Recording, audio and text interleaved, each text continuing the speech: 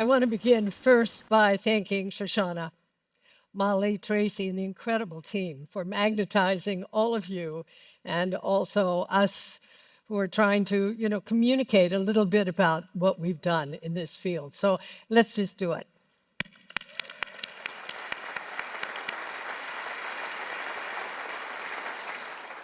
And I also want to ask you two questions. If you have lost someone close to you in this past year, would you stand up?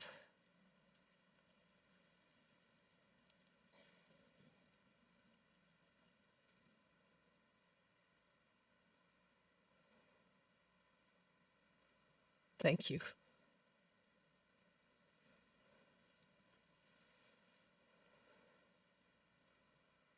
And if you have come alongside someone who is dying, whether a family member, a friend, a patient, someone you're serving, would you please stand up?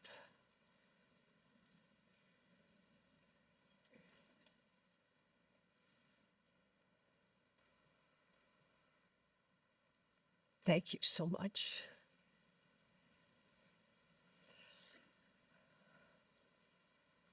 It's really extraordinary to be in your company, to be in the company of loss and also in the company of care. One thing that all of us share in this room is that all of us will die. How we die, we really don't know. And I love the name of this gathering, End Well, because it brings to us a sensibility, no matter how complicated this final developmental experience of our lives is, no matter what we're given, no matter what arises, may we end well. And as so many of you know in this space, we really can't say what those final minutes, hours, days will be like. Even if we elect to hasten our death, we still don't know. So this work opened up for me when I was a young medical anthropologist at the University of Miami School of Medicine. I worked all over Dade County Hospital. It was really an extraordinary experience. That was 1970. By the way, I'm 82, so I've been at this a little while. And one of the things that was clear to me as I moved over the entire hospital system, and it was disturbing, because my grandmother, in her Savannah house at Abercorn Street, would take care of her neighbors when they were dying. She would dress their hair, she'd pick out the outfit they'd wear in the coffin. But what I saw in this context of medicine in the 1970s was that the most marginalized people in the hospital system were dying people. And that the medical students, the residents, the interns, as they moved through their medical training and service, were so not prepared for the psycho-spiritual and existential aspects of what it means to come alongside people who were in this journey. And then some years later, I married the psychiatrist Stanislav Grof, who worked with LSD as an adjunct to psychotherapy. And it was in that context that I saw so clearly that care of the dying was and is sacred work. And I know in our secular society, that's like, I'm not so sure about that. But honestly, when you sit with dying people, you realize that your own mortality is present. Not only is the mortality imminent in relation to that person whom you're serving or coming alongside. And that is truly sacred work. It's like a contemporary rite of passage. Now, I saw in this early work that not only were dying people often suffering, not all. I felt blessed to have the experience of coming alongside dying people who were so open and so accepting and so curious about their experience of dying. But not all, by any means. And I also saw clearly, and it was hard for me to take honestly, that not only were dying people suffering, but also clinicians. And I was grateful that the world of neuroscience began to look at what is compassion? What are the neural networks associated with compassion? In social psychology, the same thing. And what was very uplifting for me, although compassion, of course, is emphasized in nursing and in medicine in general, it was very poorly understood. And in fact, many clinicians were suffering from a deficit of compassion, kind of driven out of them by virtue of the context in which they were trained. And so what I felt deeply moved to do was to understand really what compassion was, why there was resistance to it, why people often felt that compassion was threatening.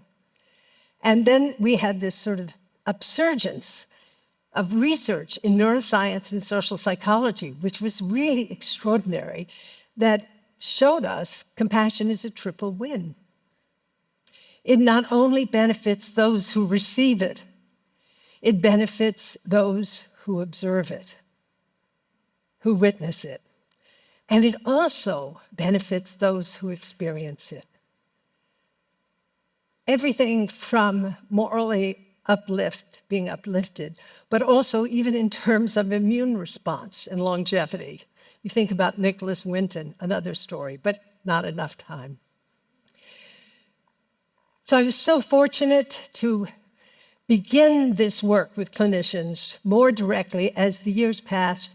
And then by the early 1990s, when the AIDS crisis was just a heavy weight in our world, of beginning to develop training programs for clinicians in the kind of care that I think many of you give today.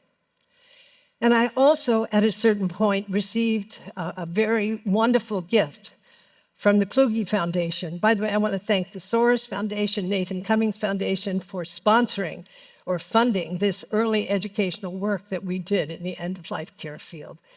But also, I was appointed as a distinguished visiting scholar at the Library of Congress. And in that time, I had the extraordinary opportunity to put aside my teaching and my administrative responsibilities and also my caregiving responsibilities and developed a heuristic map of compassion, out of which came a tool which has really been life-changing for me personally. And that tool is called grace. It is a tool that, if you will, that allows you to nourish compassion as you're interacting with someone or in a situation where suffering is very present. And grace is a mnemonic. It stands for G, gathering your attention, the cultivation of what it is to be really present. And the R is recalling your intention, which is to be of service to others. And the A is attuning to yourself bodily, affectively, cognitively, and then expanding your subjectivity to be able to sense into the experience of another. And the C of grace is considering what will really serve based on that kind of perceptual frame. And the E of grace is engaging and ending. Well, that's the quick version.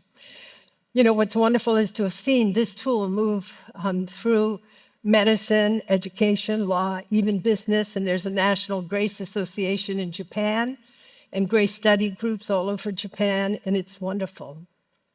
But it reminds me of something that the palliative care Sunita Puri said. She said, you know, the prelude to compassion is our willingness to see. And I believe that's what we're doing here today in this great hall. We are gathering our attention. We're remembering why. It is so important for us to meet the truth of our mortality and to, most importantly, be of benefit to others. We sit here in touch with our own subjectivity, but we've also expanded our subjectivity to include each other, and we're asking ourselves, what will really serve in the world that we find ourselves in today? What will really serve?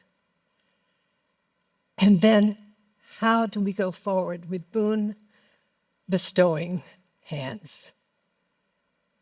How do we meet the world in a way that is unselfish, tender, caring?